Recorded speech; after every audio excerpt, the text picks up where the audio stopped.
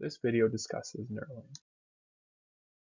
What we're going to do is we're going to do an OD cut along the entire, just a nice skim just to clean up this entire surface, and then we're going to be cutting this medium knurl.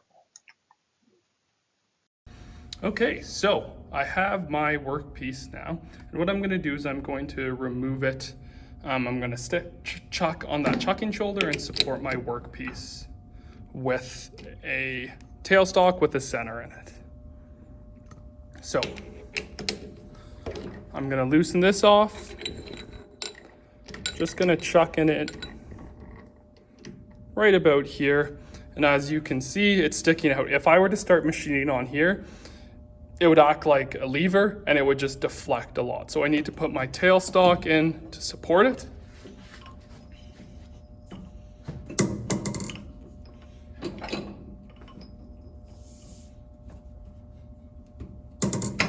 So I have my tailstock, I'm locking it in place.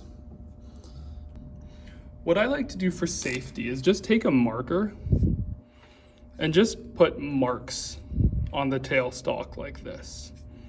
Okay. Why this is because if I see these lines, I know that my tailstock isn't spinning and therefore it's not supporting my workpiece. Okay. So if I turn my machine on, I can't see these blue lines, but I'm going to slowly back this tailstock out. And what I can see is if it stops supporting it, I can see those lines form. So now I know that my tailstock has been pushed back and it's not supporting my workpiece. So what I'm gonna do now is I'm just gonna take a light skim cut just to clean this surface up and make all of my faces and center drills concentric.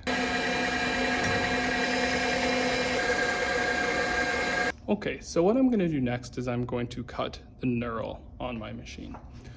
What a knurl is it just gives a nice appearance and grip. So this would be a diamond knurled surface right here. So this is what I'm going to put on my hammer handle so I have a nice grip on it. In terms of RPM and feed rate, I'm going to have my RPM set at about 300. That really depends on the material and the machine that you have. And I want to feed it as fast as it can go.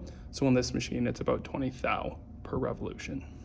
I have my knurling tool on here, and how it works is I have kind of two wheels here that crush the surface and it squeezes it together and rolls it, and I get that nice diamond pattern in here.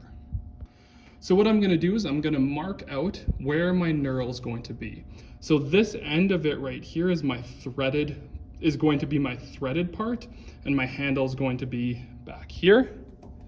So what I'm going to do is I'm going to mark it out. So my knurl starts about 4.5 inches from the face of my workpiece. So I'm going to set that. I'm going to mark it, and then it's about 4 1/4 long. I'm going to set that and I'm going to mark. I'm not super concerned about how accurate this is in terms of distance, because what I'm going to do is I'm going to start before and continue after a significant distance, so I know I will have enough knurl length on my piece. So what I'm going to do is I'm going to bring my knurling tool onto my workpiece, just so I have about. So now this is looking at my knurling tool. Just let me get a better angle here. This is looking at my knurling tool from my tailstock. And what I want to see is I want to have the center of this pin just roughly on center or a little bit closer to me on the outside diameter of the workpiece. So I have a nut here and I'm just going to tighten this down. And what I'm going to do is I'm going to put my machine under power and I'm going to rotate it and tighten this down until I start to see a knurl form. On my spindle, and I'm just going to give it a little bit of a jog, and I'm just going to slowly tighten down on my knurling tool here, just until I start to see a knurl form that I like. Okay, now that I do that, what I'm gonna do is I'm gonna engage my feed. Now that my feed's engaged, I don't wanna move this feed at all until I am finished with the knurl.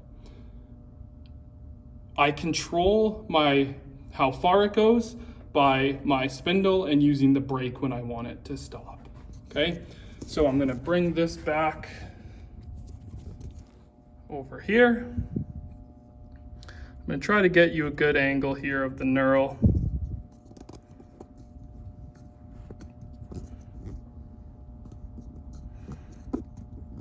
So what I'm gonna do is I'm just gonna engage it. I'm going to tighten it down just a little bit more.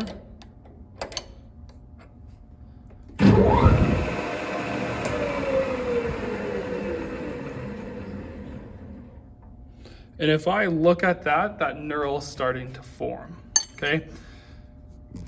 So if I look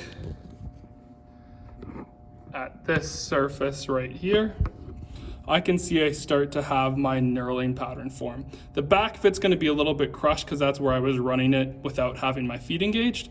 But what I'm gonna do is I'm gonna let it feed over one length of the wheel. Then I'm gonna take a look and make sure I'm happy with that knurl.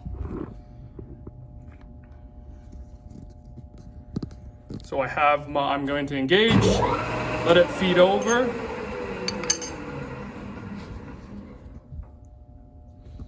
I'm going to take a look at my knurl here. And if I look, I could go just a smidge more. So I'm going to bring this up. And I'm only going to tighten it, I don't know, about 1/8 of a turn. That's it. I'm going to engage. I'm going to let it feed across. And again, I don't need to use the brake. I'm just letting it wind down.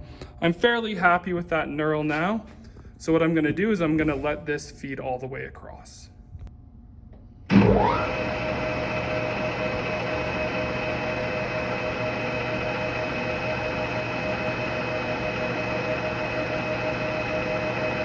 as I can see, I'm hitting kind of where I need that knurl to start. And I'm just gonna let it feed all the way across my diameter.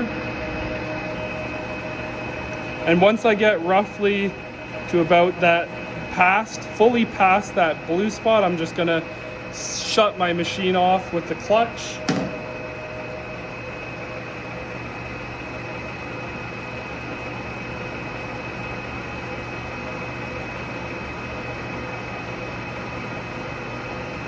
So I have now fully passed that, so I can shut this machine down, let it wind down. If I got close, I could just step on the brake here, and I have my knurling pattern here.